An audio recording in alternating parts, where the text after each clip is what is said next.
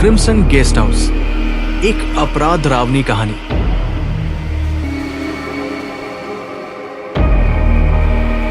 कोलकाता के हृदय में संकरी गलियों और पुरानी औपनिवेशिक इमारतों के बीच शांति निवास नामक एक जीर्ण शीर्ण गेस्ट हाउस स्थित था। ब्रिटिश काल में ये एक समृद्ध लॉज था, लेकिन अब केवल बैकपैकर, कम बजट वाले यात्री और जिनके पास छिपाने के लिए कुछ होता है ही यहां प्रवेश कर सकते हैं। अक्टूबर की एक बरसाती रात में inspector Ritwik Chatterjee guest house में पहुंचते हैं। वो वहां एक पुलिस कर्मी के रूप में नहीं, बल्कि एक थके हुए व्यक्ति के रूप में था, जो एक कठिन गुप्त मामले के बाद आराम की तलाश में था। गेस्ट हाउस के केयरटेकर हरिदास नामक एक कमजोर बूढ़े व्यक्ति ने कुटिल मुस्कान के साथ उनका स्वागत किया। कमरा नंबर 8 खाली है साहब। लेकिन हरि की आंखें डर से चमक उठीं। ऋत्विक हंसा, मैंने बहुत से अपराधी देखे हैं, चाबी मुझे दे दो। कमरा गीली लकड़ी और जंग की गंध से भरा हुआ था। एक बल्ब धीरे से टिमटिमा रहा था। जब ऋत्विक ने पैक खोला तो उसे कुछ अजीब सा लगा। बिस्तर के पास फर्श पर गहरे लाल रंग के दाग थे, मानो किसी ने उन्हें साफ करने की कोशिश की हो। वो और करीब झुका, वो सूखे खून जैसा लग रहा था। बाहर तूफान चल रहा था और गलियारे पानी की बूंदों की आवाज से गूंज रहे थे। ऋत्विक जाग रहा था, उस निशान की बेचैनी से उबर नहीं पा रहा था। आधी रात को उसने अपने दरवाजे के बाहर धीमे कदमों की आहट सुनी। शायद कोई और मेहमान होगा, उसने मन ही मन सोचा। लेकिन जब उसने दरवाजा खोला तो गलियारा खाली था। सिर्फ सीढ़ियों की तरफ एक गीला पैर का निशान दिखाई दे रहा था। उसने फिर से सोने की कोशिश की, लेकिन लगभग 3 बजे एक धीमी चीख ने सन्नाटे को भंग कर दिया। वो खिड़की की ओर दौड़ा और नीचे आंगन में एक छाया को चलते देखा। एक सफेद वस्त्र पहने महिला किसी भारी चीज को घसीटते हुए। अगली सुबह ऋत्विक की पुलिसकर्मी वाली प्रवृत्ति जागृत हुई। वो सुपरवाइजर के पास गया। बताओ हरिदास, कमरा नंबर 8 में क्या हुआ? बूढ़े ने कांपते हुए कहा, कई साल पहले वहां एक युवती की हत्या हुई थी, मीरा नाम की एक नर्तकी। वो अपने प्रेमी के साथ यहां रहती थी। उसका शव पलंग के नीचे मिला, गला कटा हुआ, आंखें खुली हुई। प्रेमी गायब है। पुलिस ने उसकी तलाश की, लेकिन वो नहीं मिला। ऋत्विक की भौहें तन गई। उसे याद आया कि उसने बचपन में ऐसी ही एक घटना के बारे में पढ़ा था, पर किसी ने उसका हल क्यों नहीं निकाला?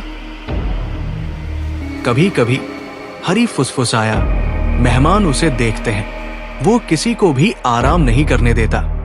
कहते हैं उसे घर याद रहता है। उस रात ऋत्विक सतर्क था। रात के लगभग 2 बजे उसे हवा में बर्फ जमी हुई ठंड महसूस हुई। बल्ब जोर जोर से टिमटिमा रहा था। फिर धीरे धीरे फर्श पर लगे दाग चमकने लगे, मानो ताजा खून निकल रहा हो। कमरे के कोने से एक धीमी गुनगुनाहट की आवाज आई। एक औरत की आवाज, दिल को छू लेने वाली, सुरीली। ये एक पुराना बंगाली गाना था, टूटा फूटा और कांपता हुआ। ऋत्विक की सांस अटक गई। कौन है?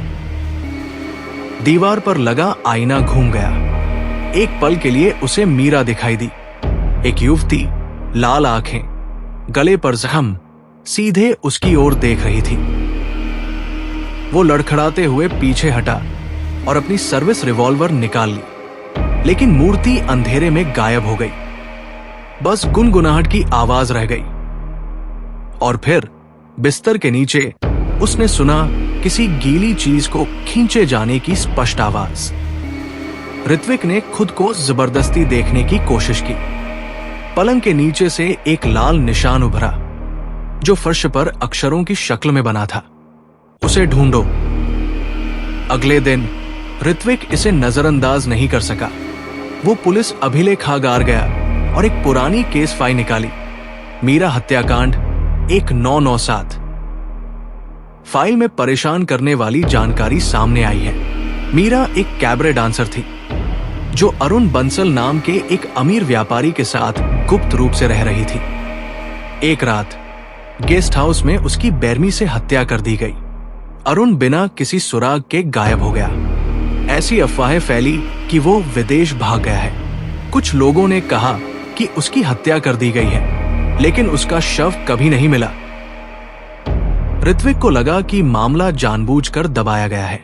फाइल से पन्ने गायब थे, नाम काट दिए गए थे और बयानों पर हस्ताक्षर नहीं थे। किसी ताकतवर ने दखल दिया था। लेकिन मीरा की आत्मा 25 साल बाद भी बेचैन क्यों थी? कमरा नंबर 8 में वापस आकर ऋत्विक ने हर इंच की जांच की।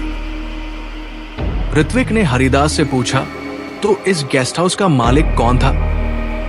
हरि हिचकिचाया, फिर फुसफुसाया, अरुण बंसल खुद।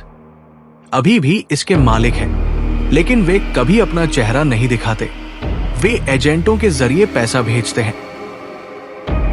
ऋत्विक कांप रहा था। मतलब अरुण दशकों से सबके सामने छिपा हुआ है। उस रात ऋत्विक को नींद नहीं आई। वो अपनी रिवॉल्वर तैयार करके बैठा था। ठीक 3 बजे उसे फिर से कदमों की आहट सुनाई दी, लेकिन इस बार वे उसके दरवाजे के ठीक बाहर रुके। उसने छत पर चेतावनी भरी गोली चलाई। दरवाजा चरमराकर खुल गया। वहां एक बूढ़ा आदमी खड़ा था। उसकी आंखें तेज थी और हाथ कांप रहे थे। इंस्पेक्टर चटर्जी, वो आदमी चिल्लाया, आपको अतीत में नहीं देखना चाहिए था। वो अरुण बंसल थे। अरुण ने सब कुछ कबूल कर लिया। जब मीरा ने उनके रिश्ते और उसके अवैध व्यापारिक लेन देन का पर्दाफाश करने की धमकी दी, तो उसने गुस्से में आकर मीरा की हत्या कर दी। उसने पुलिस को रिश्वत दी, झूठे नाम से अपने गेस्ट हाउस में छिप गया और उसके लापता होने की अफवाह फैला दी। लेकिन ऋत्विक हंस नहीं रहा था, क्योंकि अरुण के पीछे मीरा फिर से प्रकट हुई। उसका गला कटा हुआ था। उसकी आंखें गुस्से से जल रही थी। अरुण ठिठक गया, नहीं, तुम असली नहीं हो। मैंने तुम्हें दफना दिया था। इसके बाद ऋत्विक बेहोश हो गया। अगली सुबह केयरटेकर ने कमरा नंबर 8 अंदर से बंद पाया। जब पुलिस ने उसे तोड़ा तो वहां सिर्फ ऋत्विक बैठा था, पीला और कांप रहा था। अरुण का कोई पता नहीं था। ऋत्विक ने कुछ ही देर बाद इस्तीफा दे दिया। फिर कभी उन्होंने रूम 8 के बारे में बात नहीं की। शांति निवास अब भी काम करता है, हालांकि बहुत कम। पर्यटक कभी कभी कमरा नंबर 8 के शीशे के बारे में फुसफुसाते हैं। वे कहते हैं कि अगर आप देर तक देखते रहेंगे तो आपको न सिर्फ अरुण दिखाई देगा, बल्कि मीरा भी नाचती हुई, इंतजार करती हुई, रक्तलाल होठों के साथ मुस्कुराती हुई। और कभी कभी देर रात को गुनगुनाहट फिर से शुरू हो जाती है।